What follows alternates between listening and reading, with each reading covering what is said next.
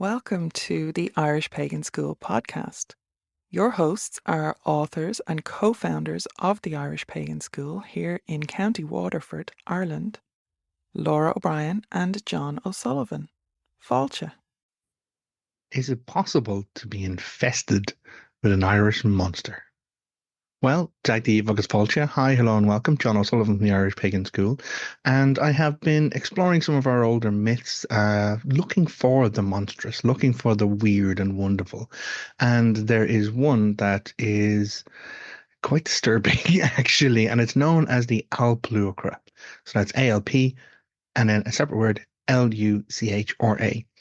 So an Alp Luachra is something that is said to, well, actually, I suppose, neat answer, not hard to say. Yes, it is actually impossible to end up with a monstrous creature inside you, according to Irish myth and folklore.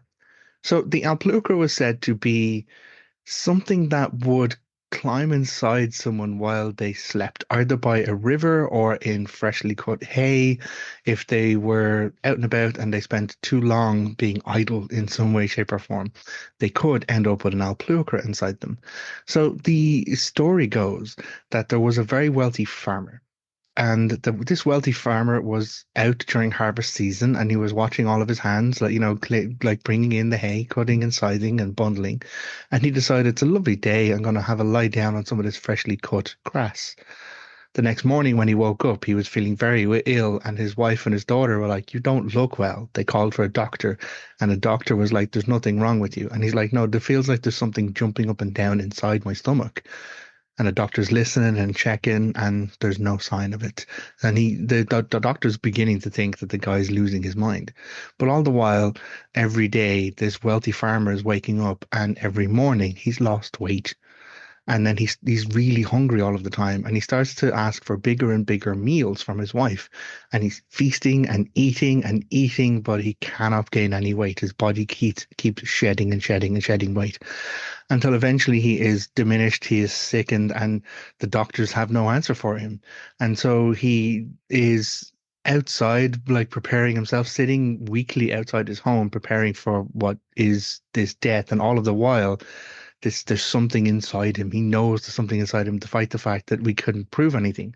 And it says that a poor man or a beggar man comes past looking for alms from him, and the guy can't feed, like, no matter how much the guy himself eats, he can't be full.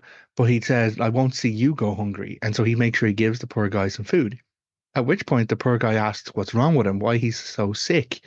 And the man says, "I have something, I feel like there's something, the doctors can't say what it is, but there's something inside me, and I'm always hungry, and I'm losing weight all the time." And this old man, this wise old, like, poor person, it says in the story, looks at him and goes, "Oh, you have an Alp Luachra." And this wealthy farmer's like, "A what?" And he goes, "You have an Alp Luachra, but you need to go to the Prince of Coolveen for a cure." And so the first time in ages, this man has hope. And so he goes and he travels and he journeys, all the while weakened, to meet the Prince of Clúveen. And when he meets him, the prince diagnoses an Alp Luachra, and he says, "Okay, what we're going to do is we're going to make a feast for you. And this feast will be salted beef." And so they sit the guy down, and he's told to eat salted beef. There's nothing else he's allowed. And as he's eating the salted beef, he's getting thirstier. But every time he asks for a drink, the prince is like, "No, eat more salted beef." And so this entire feast goes on, and the guy is eating more and more and more. And there's like, because again, this wealthy prince is able to just keep more and more salted beef brought in. And so eventually the guy is really parched, thirsty, and he's like, "Can I please have something to drink, even water, anything at all?" And the prince is like, "No, but now is the time." And so they take him out to a nearby stream, and the prince tells him to lie down on his stomach and open his mouth as wide as he can, but do not move. And so the man lies down on his stomach with his mouth faced towards the stream and opens it as wide as he can.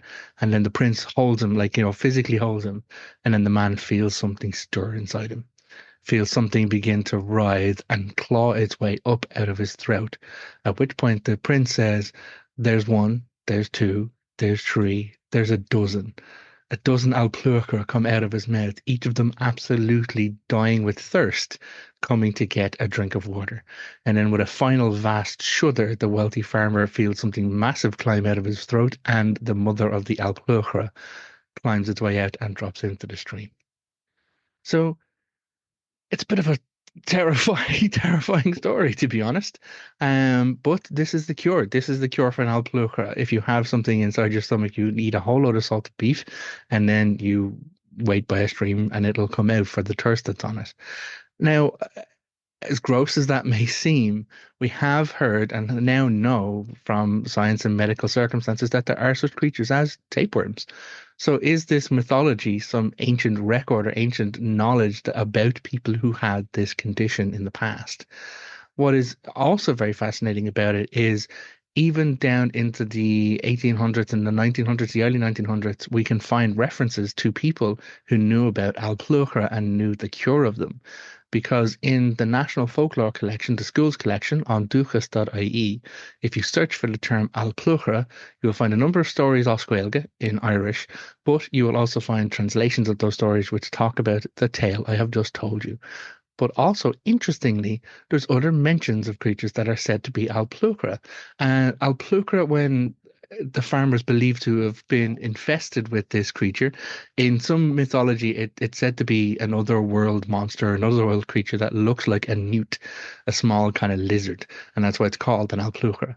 But this horrific version is the one that infests people and sickens them, while it consumes the goodness out of whatever food they eat. So no matter how much food you're eating, the Alp Luachra is actually consuming the energy of it or the quintessence out of it, as it's referred to, and the goodness out of the food. So there is other references though to people who have a cure.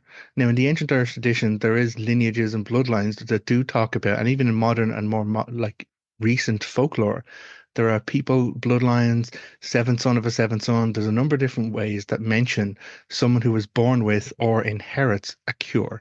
Now, a cure is some solution or has the knowledge or has some ability to heal a certain type of injury. And so in the schools collection, there's a record of a collector, Moira ní Angasa, from Lemena in County Offaly.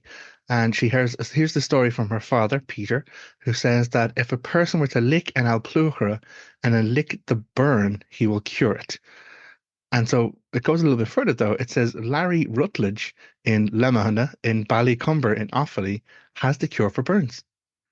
So as we go through this information of these monstrous entities or these other kind of creatures, it's not that it is horrible, weird circumstances. It is horrible and weird, to be honest, but there are also other references that we can see in more modern folklore that talk about the benefits of interacting should you know how to do it. Much like the Prince of Clouveen, in this case, we have Larry Rutledge, who also in County Offaly is said to have had the cure for burns based on licking an Alp Luachra and then licking the burn.